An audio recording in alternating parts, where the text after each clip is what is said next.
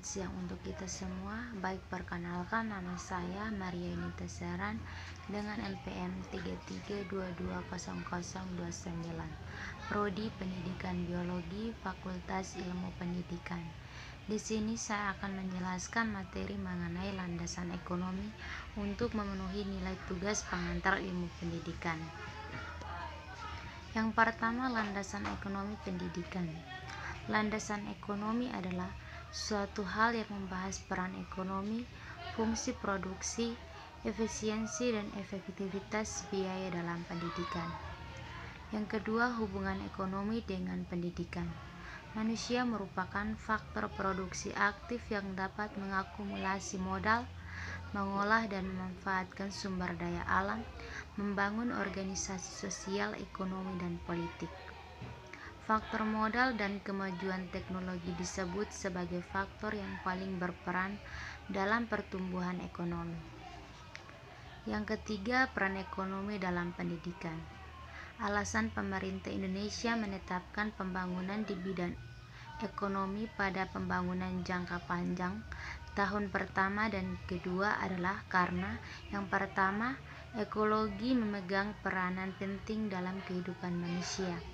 Yang kedua, agar tidak kalah bersaing dalam era globalisasi saat ini, sehingga mengakibatkan munculnya berbagai usaha baru, pabrik-pabrik baru, badan-badan jasa yang baru, jumlah konglomerat bertambah banyak, pertumbuhan ekonomi menjadi tinggi, dan penghasilan negara bertambah.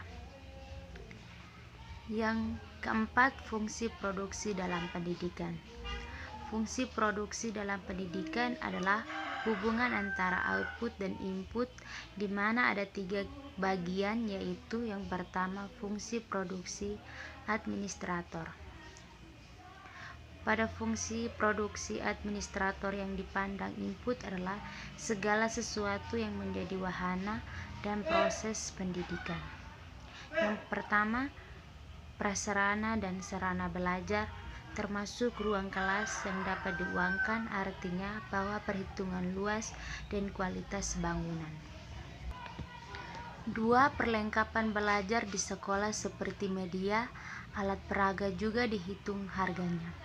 Yang ketiga, buku-buku pelajaran dan bentuk material lainnya seperti film, disket, dan sebagainya. Yang keempat, barang-barang yang habis dipakai seperti zat kimia di laboratorium dan sebagainya.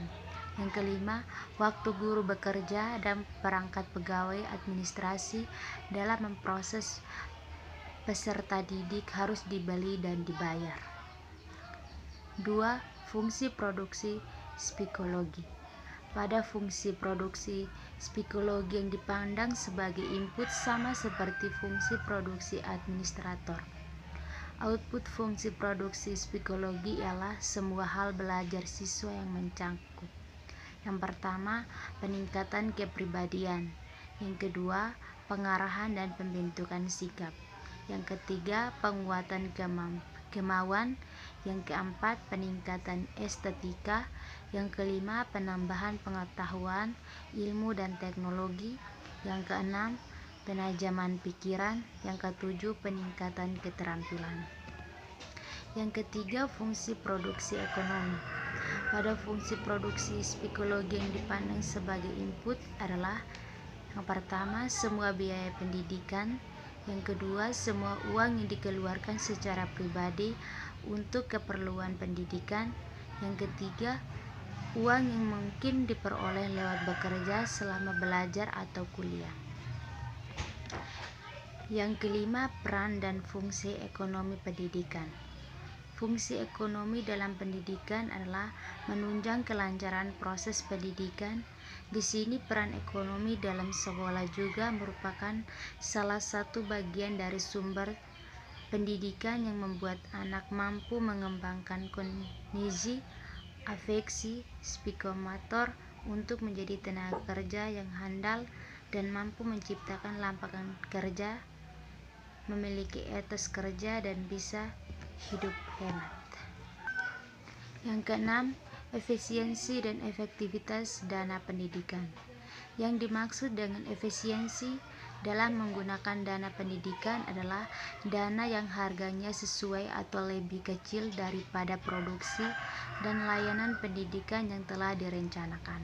Sedangkan yang dimaksud dengan penggunaan dana pendidikan secara efektif adalah bila dengan dana tersebut pendidikan yang telah direncanakan bisa dicapai dengan relatif sempurna. Pemerintah memandang perlu meningkatkan efisiensi pendidikan karena yang pertama, dana pendidikan sangat terbatas. Yang kedua, Departemen Pendidikan seringkali mengalami kebocoran dana. Faktor-faktor utama yang perlu diperhatikan dalam menentukan tingkat efisiensi pendidikan adalah yang pertama, penggunaan uang, yang kedua, proses kegiatan, yang ketiga, hasil kegiatan.